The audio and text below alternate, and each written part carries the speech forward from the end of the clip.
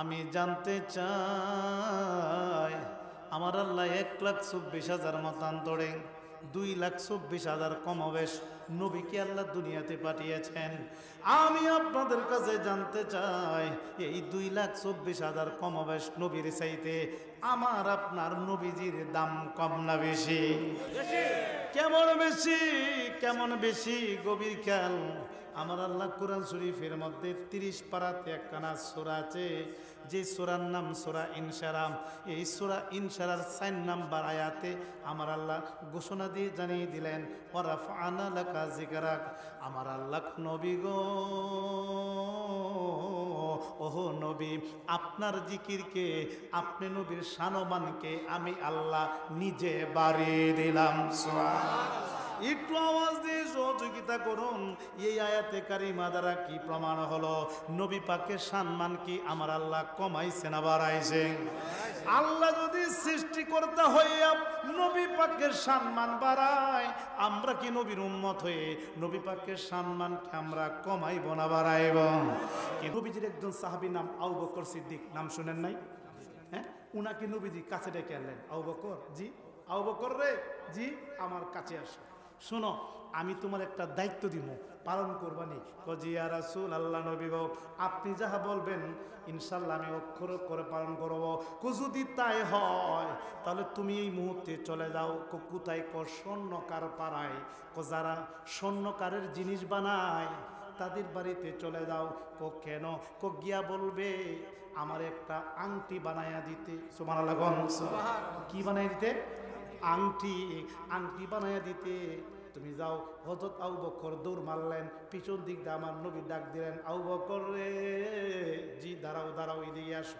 তখন হযরত আবু বকর সিদ্দিক আমার নবী আবার কাছে ডেকে নিয়ে বললেন, আবু বকর জি, তুমি যে যাবে আংটিটা বানায়া নিয়ে আসতে, তবে তোমারে আমি একটা কথা কই, যে কি তুমি এই আংটিটা বানানোর পরে স্বর্ণকারকে বলবে এই আংটির মধ্যে আমার আল্লাহর নামটা লেখা দিতে। সুবহানাল্লাহ। পারবি নি? জি আল্লাহর নামটা লেখা আনবে। ঠিক আছে। এই মতে হযরত আবু বকর সিদ্দিক রাদিয়াল্লাহু তাআলা হুদ্দুর দিয়া চলে গেলেন স্বর্ণকারের বাড়িতে। স্বর্ণকারের বাড়িতে গিয়ে বললেন, হ্যাঁ স্বর্ণকারের দল, তোমাদের নসিব ভালো, তোমাদের ভাগ্য ভালো, আজকে এমন একটা অর্ডার নিয়ে আসছি, যদি এটা বানায় দিতে পারিস রে, হাসরের ময়দানে তোদের মুক্তির উসিলা হইয়া যাইবি। সুবহানাল্লাহ। যে কি, যিনি দুজাহানের বাদশা নবী কামলে ওয়ালার মনে চাইছে একটা আংটি ব্যবহার করতে, একটা আংটি বানায় দিই। সুবহানাল্লাহ বলেন বাবা, রূপো দিয়ে আংটি বানায় দিবে। ঠিক আছে, এখন শুনো, আংটি যে বানায় দিবে, এখন বানাইবে কে? এখন আমি বানাবো। এইভাবে সকলেই পাগল হয়ে গেছে। যিনি দিনের নবী, দুজাহানের বাদশা নবী, আল্লাহ পাকের পেয়ারা মাহবুব, উনারা যদি একটা আংটি বানায় দিতে পারি, এটাই হবে পরকালে একটা মুক্তির উসিলা। কথা ঠিক না মানে? এখন কে বানাবে? প্রতিযোগিতা শুরু হয়ে গেছে।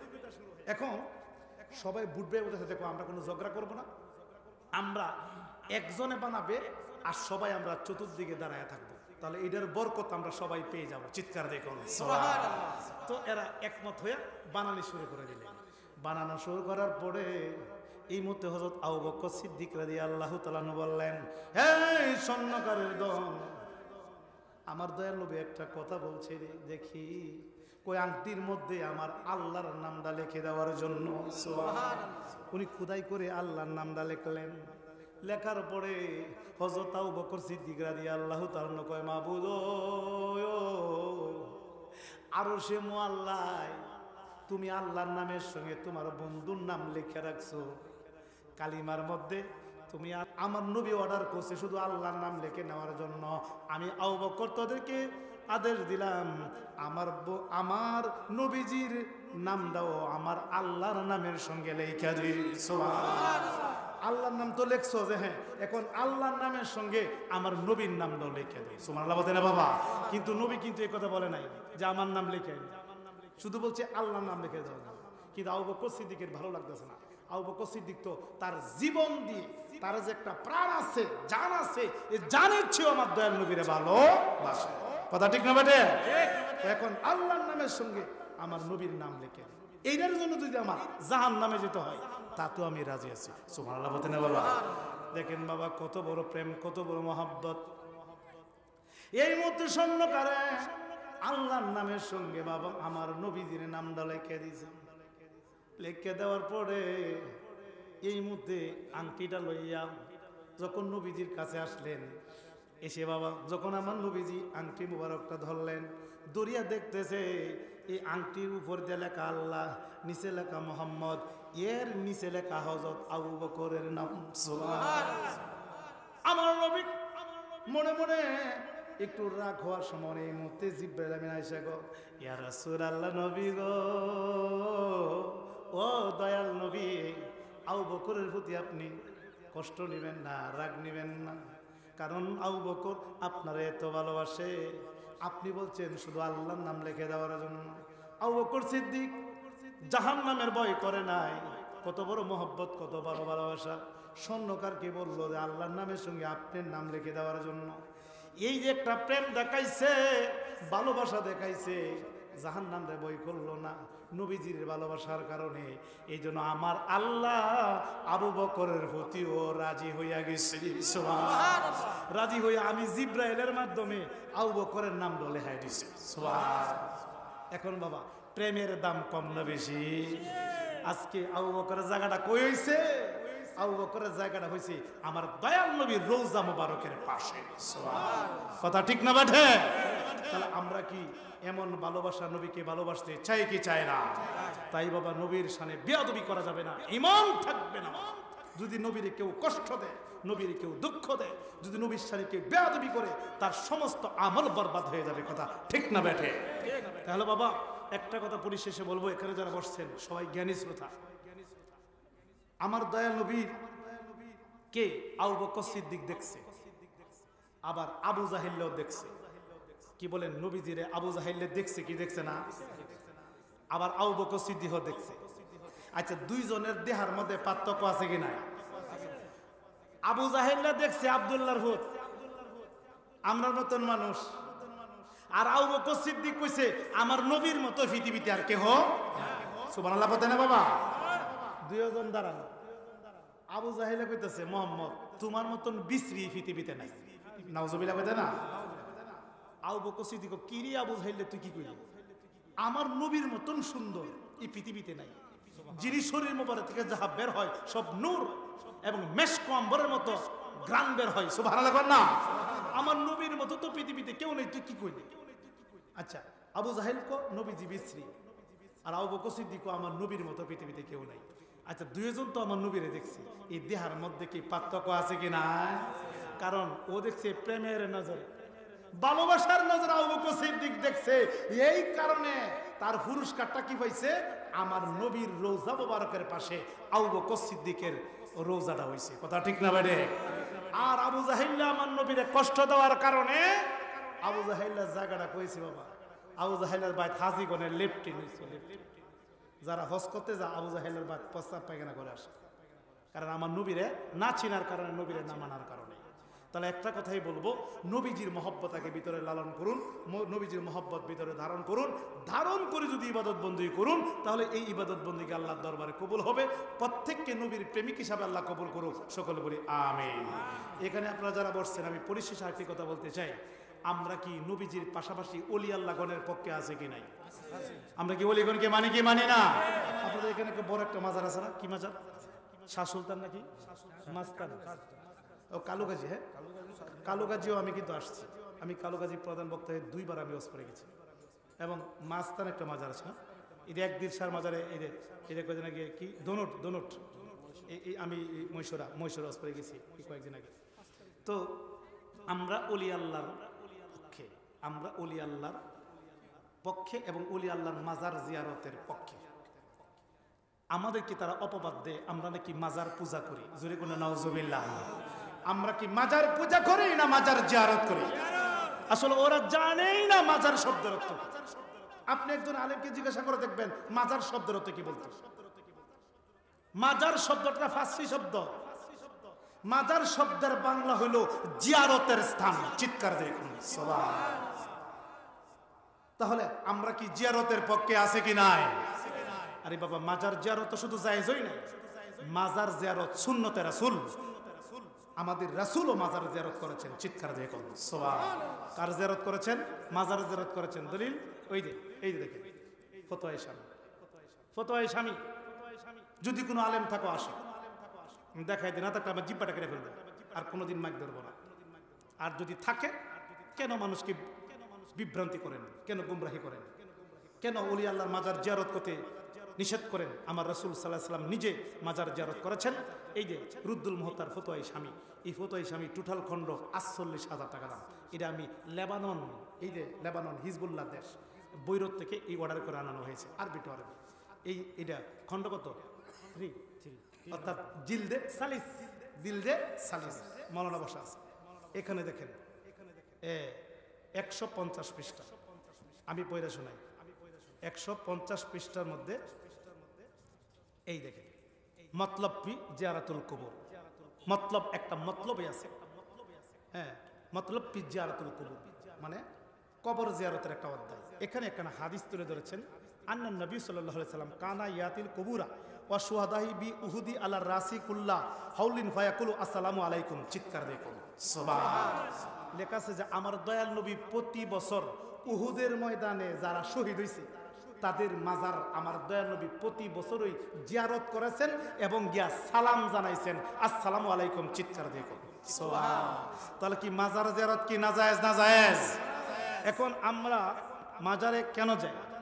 ওই দেখেন একটা বিষয় একটু বলে যাই। তবে আমরা আহলে সুন্নাত ওয়াল জামাত যারা আছি, অনেকে বলবো গাঁজা খাওয়া, গাঁজা খাওয়া তো বিরুদ্ধে, আমরা গাঁজা খাওয়া তো হারাম।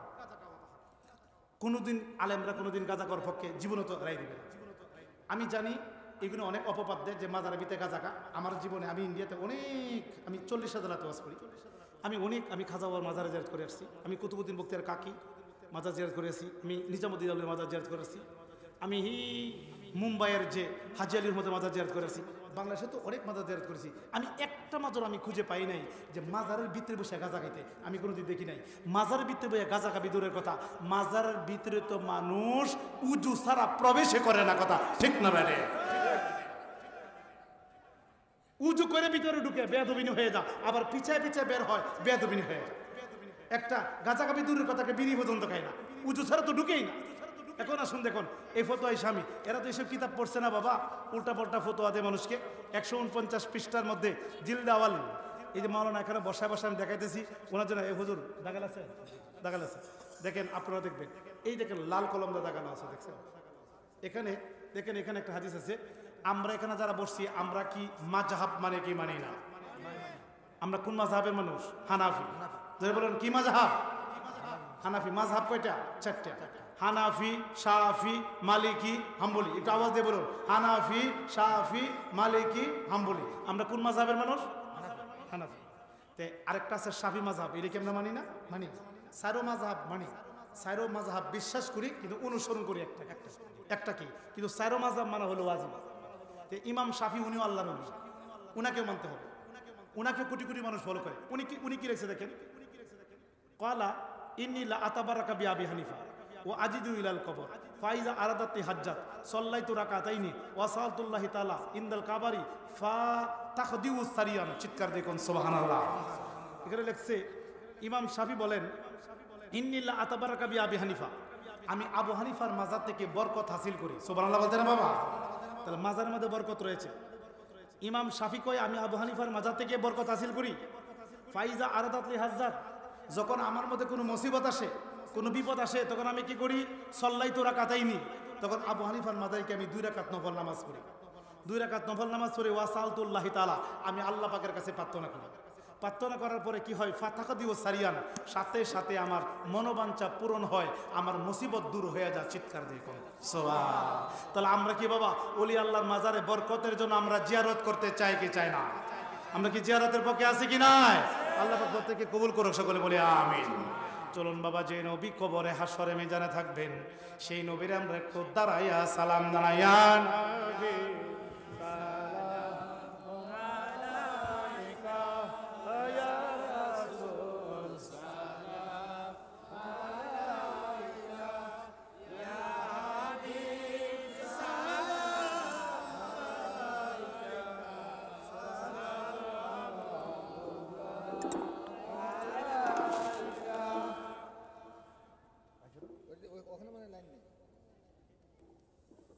ইয়া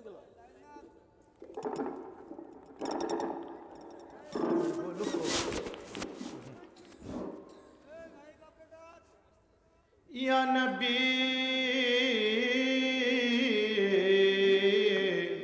ইয়া নবী আল্লাহ, ওগো নবী আজানে শুনি আপনার নাম, কালিমাতে পড়ি আপনার নাম, নামাজে আপনাই দেই সালাম, আপনি যে নূরে মুজাসসাম, ইয়া নবী সালাম আয়া রাসূল সালাম আলাইকা, ইয়া হাবিব সালাওয়াতুল্লাহ ইয়া নবী ইয়া নবী ইয়া নবী আল্লাহ, ওগো নবী আপনি মদিনা হইতে সব কিছু পারেন দেখিতে, মোদের লাশ কবরে রাখিলে লয়েন গো আপনার কোলে, ইয়া নবী সালাম আলাইকা, ইয়া রাসূল সালাম